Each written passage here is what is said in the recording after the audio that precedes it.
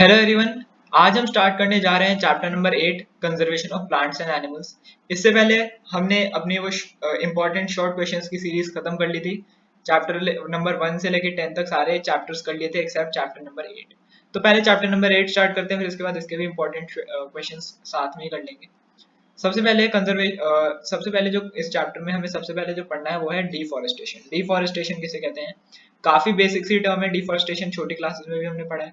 Deforestation क्या होता है? Cutting down of trees on large scale for various purposes is called deforestation. ठीक है, ट्रीज का कटना ड्यू टू वेरियस पर्पसेस, हमें बहुत सारे पर्पसेस की वजह से पेड़ों को काटना होता है। ठीक है, तो जब ये लार्ज स्केल पे होता है, बहुत ज्यादा मतलब इनडिस्क्रिमिनेटली हम ट्रीज को कट करते हैं, तो उसे हम डिफॉरेस्टेशन कहते हैं। ठीक है, क्लियरिंग ऑफ फॉरेस्ट जिसे हम कह सकते हैं, उसे हम डिफॉरेस्टेशन कहते हैं।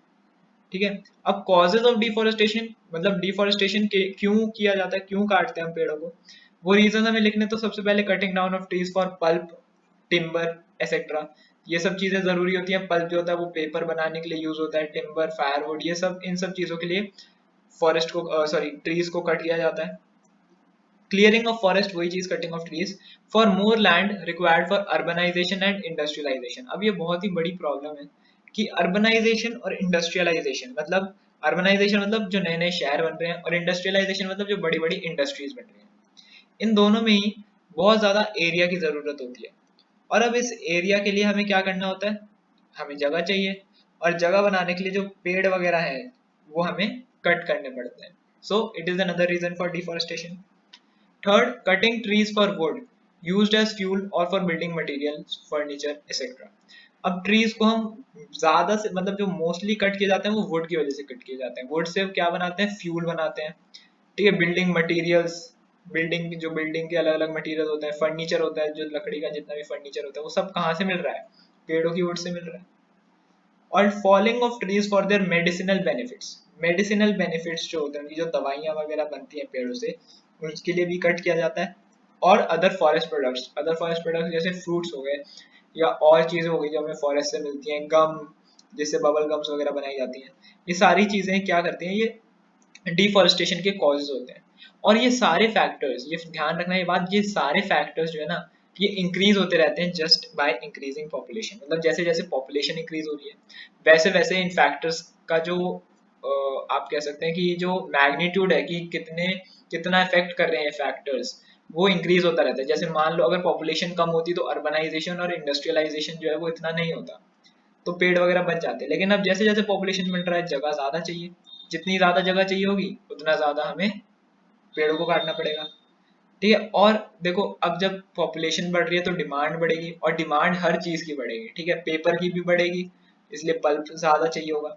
फर्नीचर वगैरह अर्बनाइजेशन हो रहा है, फर्नीचर चाहिए। मेडिसिनल बेनिफिट्स जो ट्री से मिल रहे हैं, जो मेडिसिन मिल रही हैं, उनका अमाउंट इंक्रीज होगा due to increase in population. ठीक है, डिमांड्स इंक्रीज हो रही है, पॉपुलेशन इंक्रीज हो रही है। सो ये सारे फैक्टर्स इंक्रीज होते हैं with population. Next, consequences of deforestation. अब डिफॉरेस्टेशन के कॉजेज मतलब सॉरी कॉन्सिक्वेंसेज क्या कहते हैं? ठीक है, हमने डिफॉरेस्टेशन क्यों किया ये हमने पढ़ लिया। अब डिफॉरेस्टेशन से हमें क्या इफेक्ट पड़ेगा ये अब हमें देखना है। देखो दो दो कॉन्सिक्वेंसेज होते हैं, domestic consequences and global consequences. इसका मतलब यह है कि ऐसा नहीं है कि अगर इंडिया में ही पेड़ कट रहे हैं तो इसका इफेक्ट पूरे वर्ल्ड में नहीं पड़ेगा, सिर्फ इंडिया में पड़ेगा, ऐसी बात नहीं है। अगर किसी एक जगह पे भी पेड़ कट रहे हैं तो उससे पूरा वर्ल्ड इफेक्ट होगा। ठीक है, किसी एक पर्टिकुलर एरिया में भी जब डिफॉरेस्टेशन होता है तो पूरे वर्ल्ड पे इफेक्ट पड़ता है। अब कैसे पड़ता है वो हमें देखना है। पहले तो डोमेस्टिक कॉज देखते हैं कि भाई अगर इंडिया में पेड़ कट रहे हैं तो वो इंडिया में उसका क्या इफेक्ट होगा। ठीक है, सबसे पहला है disrupted river flow. Disrupted river flow का क्या मतलब है? जो रिवर नॉर्मली फ्लो करती है उसका फ्लो बिगड़ जाता है। अब वो नॉर्मली जैसे फ्लो पहले करती थी वैसे नहीं करती। क्या reason? Deforestation increases soil erosion. देखो जब डिफॉरेस्टेशन होगा तो सॉइल इरोजन जो है वो इंक्रीज हो जाएगा। मतलब सॉइल इरोजन, ज्यादा सॉइल जो है वो इरोड हो जाएगा। क्यों? क्योंकि जो ट्रीज होते हैं वो सॉइल को पकड़ के रखते हैं। ठीक है, जो ट्रीज होते हैं वो सॉइल को पकड़ के रखते हैं, बाइंड करके रखते हैं ट्रीज की रूट्स सॉइल को। और क्या होता है, वो सॉइल जब पकड़ के रखेंगे तो सॉइल जो है वो इरोड नहीं होगा।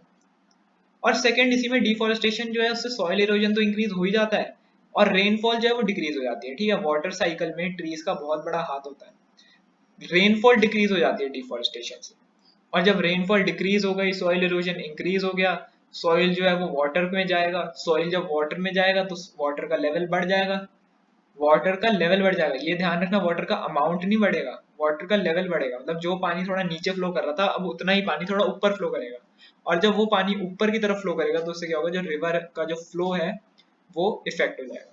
और अब इसी से रिलेट करना, फर्स्ट पॉइंट अगर आपको समझ आया तो उसी से रिलेटेड है सेकंड पॉइंट। मैंने आपको अभी लास्ट यहाँ पे बताया कि रिवर का जो फ्लो है वो थोड़ा ऊपर को जाएगा। अब वो ऊपर होने की वजह से ही क्या होगा कि जो फ्लडिंग है वो कॉज होगी, ठीक है। Due to lack of trees that bind the soil and absorb water the chances of flooding increases, ठीक है। एक रीजन तो ये वाला हो गया कि भाई जब फ्लो ऑफ रिवर मतलब फ्लो ऑफ रिवर डिस्टर्ब हो जाएगा तो ऑफ कोर्स रिवर अपना फ्लो बदल लेगी, और जब रिवर अपना फ्लो बदलेगी तो उसका पता थोड़ी ना वो कहीं भी जा सकती है, so that is also causes flooding. और दूसरा रीजन ये भी है कि जो ट्रीज है ना वो बाइंड करके रखते हैं सॉइल को एक तो, और वाटर भी अब्सॉर्ब करते हैं। अब अगर एक जगह पे वाटर जो है मतलब ट्रीज जो है वो खत्म हो गए तो जहाँ पे वहां पे जितना भी पानी है वो अब्सॉर्ब नहीं होगा कहीं पे, और जब अब्सॉर्ब नहीं होगा तो जो फ्लडिंग के चांसेस है वो इंक्रीज हो जाएंगे। Third point, drought. Fewer trees means more carbon dioxide, ये वाले पॉइंट पे थोड़ा ध्यान देना। अगर ट्रीज कम होंगे तो कार्बन डाइऑक्साइड बढ़ जाएगा, क्यों? क्योंकि ट्रीज क्या करते हैं, वो कार्बन डाइऑक्साइड अब्सॉर्ब कर लेते हैं अपने अंदर, तो जब ट्रीज कम हो जाएंगे तो कार्बन डाइऑक्साइड का अमाउंट इंक्रीज हो जाएगा। अब कार्बन डाइऑक्साइड, ये हम तीसरी बार पढ़ रहे हैं कि जब कार्बन डाइऑक्साइड का अमाउंट इंक्रीज होता है तो ग्लोबल वार्मिंग कॉज होती है, ठीक है। ग्लोबल वार्मिंग में आपको बहुत बार बता चुका हूँ, ठीक है। पूरा एक्सप्लेन नहीं करूंगा क्या होता है ग्लोबल वार्मिंग, कि भाई कार्बन डाइऑक्साइड की वजह से जब पूरे अर्थ का टेम्परेचर बढ़ जाता है उसे ग्लोबल वार्मिंग कहते हैं। अब ग्लोबल वार्मिंग इंक्रीज होती है और in turn decreases rainfall, rainfall जो है वो कम हो जाता है। जब ग्लोबल वार्मिंग बढ़ती है, टेम्परेचर हाई हो रहा है, रेनफॉल कम हो गई, और रेनफॉल कम हो गई तो क्या हुआ, ड्रॉट्स बढ़ गए। ड्रॉट्स क्या होता है, ड्रॉट्स का मतलब होता है सूखा पड़ना, पानी की कमी होना, जस्ट अपोजिट ऑफ फ्लडिंग। अब देखना यहाँ पे एक कॉन्सिक्वेंस हमने लिखा है फ्लडिंग, भाई मतलब एक जगह तो पानी बढ़ रहा है और दूसरी जगह पानी कम हो रहा है, ऐसा कैसे? तो ये एरिया वाइज होता है, जहां पे ज्यादा पानी ऑलरेडी प्रेजेंट है अगर वहां पे डिफॉरेस्टेशन होता है तो फ्लडिंग होगी। लेकिन जहां पे पानी इतना अमाउंट में प्रेजेंट नहीं है, जस्ट लाइक राजस्थान हो गया इंडिया में, अगर हम बात करें डेजर्ट्स टाइप एरिया हो गए थोड़े, वहां पे अगर ड्रॉट पड़ता है तो क्या होता है, मतलब सॉरी वहां पे अगर डिफॉरेस्टेशन होता है तो क्या होता है, ड्रॉट पड़ जाता है, क्योंकि वहां पे पानी ऑलरेडी कम है और रेनफॉल और कम हो जाती है तो उससे सूखा पड़ जाता है। Next, plant and wild life extinction, ये बहुत ही ज्यादा इंपॉर्टेंट पॉइंट है कि भाई प्लांट और वाइल्ड लाइफ एक्सटिंक्ट हो रही है। Forest are habitat of many plants and animals, जो फॉरेस्ट होते हैं वो हैबिटेट होते हैं काफी सारे प्लांट्स और एनिमल्स के, जो आजकल काफी रेयर है, ठीक है। प्लांट्स और एनिमल्स जो है वो फॉरेस्ट उनका नेचुरल हैबिटेट है। अगर हम फॉरेस्ट को कट करेंगे तो उनके लिए रहने के लिए घर नहीं बचेगा, ठीक है, दे विल बिकम होमलेस, और होमलेस से क्या होगा, they will be led to extinction of rare species, मतलब जो रेयर स्पीशीज है थोड़ी, उनका क्या होगा, एक्सटिंक्शन हो जाएगा। रेयर स्पीशीज हमने इसलिए लिखा है क्योंकि देखो सारी स्पीशीज ऐसा नहीं होता। स्नेक्स क्या होते हैं, स्नेक्स तो अगर फॉरेस्ट कट जाएंगे वो घरों में आ जाएंगे, स्नेक्स तो घरों में भी आ जाते हैं, ठीक है, सड़कों पे ऐसे स्नेक्स है कुछ नहीं है।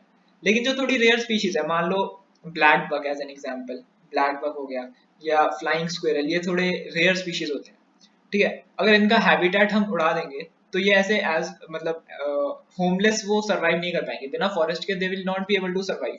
और जब वो सर्वाइव नहीं कर पाएंगे तो क्या होगा कि उनकी स्पीशीज खत्म हो जाएगी, धीरे धीरे करके जितनी भी उनकी स्पीशीज है वो सारी खत्म हो जाएगी, and this will lead to extinction, ठीक है। अभी मोस्ट रिसेंट जो हमने एक्सटिंक्शन देखी है, जस्ट लाइक डोडो बर्ड अब एक्सटिंक्ट हो चुकी है, तो वो भी क्यों हुआ था, जस्ट बिकॉज ऑफ डिफॉरेस्टेशन, मतलब उनका हैबिटेट खत्म हो चुका। Next, fifth, displacement of forest dwellers. देखो सबसे पहले तो डिस्प्लेसमेंट यहाँ पे क्या हुआ, प्लांट और वाइल्ड लाइफ होमलेस हो गई। अब जो फॉरेस्ट ड्वेलर्स है, मतलब जो फॉरेस्ट में जो लोग रह रहे हैं वो भी डिस्प्लेस हो जाते हैं। भाई फॉरेस्ट जब कटेंगे तो उनका भी, वहाँ फॉरेस्ट में जो लोग रहते हैं उनका भी घर है, उनका भी घर फॉरेस्ट ही है, तो जब फॉरेस्ट में लोग रह रहे हैं, जब उनको उनके घर से निकाल दिया जाएगा तो वो भी डिस्प्लेसमेंट हो जाएगी, मतलब उनकी भी, वो भी हट जाएंगे अपनी जगह से। और क्या होगा, ये उनके लिए बहुत बड़ी प्रॉब्लम है। Tribal people who live in forest also have to leave their homes, अब उन्हें अपने घर वगैरह सब छोड़ने होंगे, क्यों? क्योंकि वहाँ पे ट्रीज वगैरह काटे जा रहे हैं, वहाँ पे उनके लिए इतने रिसोर्सेज नहीं होंगे रहने के लिए, इसलिए उनको भी वहाँ से हटना पड़ता है। Sixth, scarcity of forest products. अब अगर हम बहुत ज्यादा फॉरेस्ट प्रोडक्ट्स यूज कर लेंगे तो क्या होगा, एक टाइम ऐसा आएगा कि वो खत्म हो जाएंगे, just like coal and petroleum. अगर हम बात करें, कोल एंड पेट्रोलियम को उन्हें ज्यादा यूज करा तो कोल एंड पेट्रोलियम खत्म हो जाएगा। सिमिलरली अगर हम फॉरेस्ट प्रोडक्ट्स का ज्यादा यूज करते हैं तो फॉरेस्ट प्रोडक्ट्स भी खत्म हो जाएंगे। ठीक है, जैसे अगर वुड वगैरह अगर हम इसका ज्यादा इस्तेमाल करते तो क्या होगा, एक दिन ट्रीज खत्म हो जाएंगे, फॉरेस्ट वगैरह प्रोडक्ट सब मिलना बंद हो जाएगा। मेडिसिन है, मान लो एक पर्टिकुलर मेडिसिन एक प्लांट से मिलती है, अब हमने उस प्लांट के सारे मतलब जितने प्लांट्स थे वो सारे ले लिए, मेडिसिन सारी बना ली उससे। अब वो मेडिसिन एक टाइम पे जाके खत्म हो जाएगी, उसके बाद क्या, वो प्लांट्स तो खत्म हो गए, फिर नई मेडिसिन कैसे बनाए। सो स्कैरसिटी ऑफ फॉरेस्ट प्रोडक्ट्स की स्कैरसिटी होने लग जाएगी। Fewer trees in forest also result in a decrease in the production of a number of useful forest products। इससे क्या होगा, काफी सारे जो फॉरेस्ट के यूजफुल प्रोडक्ट हैं उनकी प्रोडक्शन बहुत ज्यादा कम हो जाएगी। नेक्स्ट, ग्लोबल कॉन्सिक्वेंसेस, मतलब अब जो डिफॉरेस्टेशन पर्टिकुलर किसी कंट्री में हो रहा है उसका पूरे वर्ल्ड पे क्या इफेक्ट पड़ता है। First, climatic change. Forest act as a sink of carbon dioxide. ठीक है, वर्ड देखना, forest act as a sink of carbon dioxide, मतलब यहाँ पे बहुत सारे ट्रीज हैं, कार्बन डाइऑक्साइड वहां ऊपर उड़ रहा है, तो ट्रीज क्या करते हैं, वो कार्बन डाइऑक्साइड अब्सॉर्ब कर लेते हैं ना, just as sink water absorb कर लेता है, वैसे ही फॉरेस्ट जो होते हैं वो कार्बन डाइऑक्साइड को अब्सॉर्ब कर लेते हैं, वो उसे एयर में नहीं जाने देते, ग्लोबल वार्मिंग कम कर देते हैं। लेकिन अब जब ट्रीज नहीं है तो क्या हुआ कि कार्बन डाइऑक्साइड अब्सॉर्ब नहीं हो रहा। उसके अलावा ऑक्सीजन की प्रोडक्शन कम हो गई। देखो, कार्बन डाइऑक्साइड अगर फॉरेस्ट होते तो ऑक्सीजन इंक्रीज हो जाता, कार्बन डाइऑक्साइड डिक्रीज हो जाता, लेकिन अब फॉरेस्ट कट हो रहे हैं तो जस्ट वाइस वर्सा हो रहा है, कार्बन डाइऑक्साइड का अमाउंट इंक्रीज हो रहा है और जो ऑक्सीजन है उसका अमाउंट डिक्रीज हो रहा है। ठीक है, कार्बन डाइऑक्साइड इंक्रीज हो रहा है और ऑक्सीजन डिक्रीज हो रहा है। They also play a significant role in determining rainfall of an area. Rainfall जो होता है ना, वो भी ट्रीज का भी मैंने आपको बताया था, trees play a very important role in rainfall. तो अगर ट्रीज कट जाएंगे तो रेनफॉल जो है उसका पैटर्न भी बिगड़ जाएगा। तो ड्यू टू डिफॉरेस्टेशन क्या होता है, समर्स बहुत हॉट हो जाती हैं और रेनफॉल जो होता है वो काफी डेफिशिएंट हो जाता है। समर्स हॉट क्यों हो जाती है, ग्लोबल वार्मिंग की वजह से, कार्बन डाइऑक्साइड इंक्रीज हो रहा है, ऑक्सीजन कम हो रहा है, ग्लोबल वार्मिंग हो रही है, तो summers become hotter and rainfall जो होता है वो काफी डेफिशिएंट हो जाता है। ठीक है, और ये सिर्फ एक जगह पे नहीं, पूरे वर्ल्ड में, एक कंट्री में अगर डिफॉरेस्टेशन हो रहा है तो उसका इफेक्ट सिर्फ उस कंट्री में नहीं किसी और कंट्री में भी होगा। ठीक है, नेक्स्ट, डेजर्टिफिकेशन। डेजर्टिफिकेशन क्या होता है कि जब एक फॉरेस्ट जो है वो डेजर्ट में कन्वर्ट हो जाए। डिफॉरेस्टेशन से क्या होगा, सॉइल इरोजन होगा, वही पेड़ पेड़ सॉइल को पकड़ेंगे नहीं, सॉइल उड़ जाएगा या इरोड हो जाएगा। ठीक है, soil become less fertile and lower rocky layers are exposed. मतलब जो सॉइल का जो ऊपर वाला फर्टाइल सरफेस था वो तो खत्म हो चुका है और जो नीचे रॉक्स वगैरह थे उसमें वो ऊपर की तरफ आ गए। और ये अल्टीमेटली क्या होता है, जो उसमें ग्रीन मतलब जो ग्रीनरी वगैरह सब प्रेजेंट थी वो तो हट गई और वो पूरा बन गया एक डेजर्ट। और ये जो पूरा प्रोसेस होता है फॉरेस्ट का एक डेजर्ट बन जाने में, उसे हम कहते हैं डेजर्टिफिकेशन। ठीक है, बहुत ही ज्यादा हार्मफुल होता है ये। अगर कोई फॉरेस्ट डेजर्ट में कन्वर्ट हो जाता है तो इट इज वेरी हार्मफुल। ठीक है, वो पूरा फॉरेस्ट मतलब खत्म हो चुका है, वहां पे डेजर्ट बन चुका है और धीरे धीरे दुख की बात यह है कि जो धीरे धीरे डेजर्टिफिकेशन जो है वो इंक्रीज होता जा रहा है, बिकॉज डिफॉरेस्टेशन इंक्रीज हो रही है, ट्रीज वगैरह ज्यादा काटे जा रहे हैं, तो जो डेजर्टिफिकेशन है वो बढ़ रहा है। Next, ozone depletion. और इससे पहले डेजर्टिफिकेशन का एक डिसएडवांटेज और ये है कि डेजर्टिफिकेशन में क्या होता है, डेजर्ट बन गया, अब डेजर्ट में हम क्रॉप भी ग्रो नहीं कर सकते। ठीक है, एक जगह हमने ट्रीज काटे हम वहां पे एग्रीकल्चर कर सकते हैं, लेकिन अगर उस जगह पे डिजर्टिफिकेशन हो गया तो हम वहां पे क्रॉप्स भी ग्रो नहीं कर सकते। ठीक है, वहां पे जो क्रॉप्स हैं वो भी हम ग्रो नहीं कर सकते। Next, ozone depletion. Third point है ozone depletion. Certain greenhouse gases, ज्यादातर जो ग्रीन हाउस गैसेस होती हैं like nitrogen oxide, carbon dioxide, ये सब क्या होती हैं, एटमॉस्फेयर में अक्यूमुलेट हो जाती है, मतलब एटमॉस्फेयर में इकट्ठा हो जाती है, क्योंकि ये सॉइल के द्वारा सॉरी ये ट्रीज के द्वारा एब्जॉर्ब नहीं हो रही।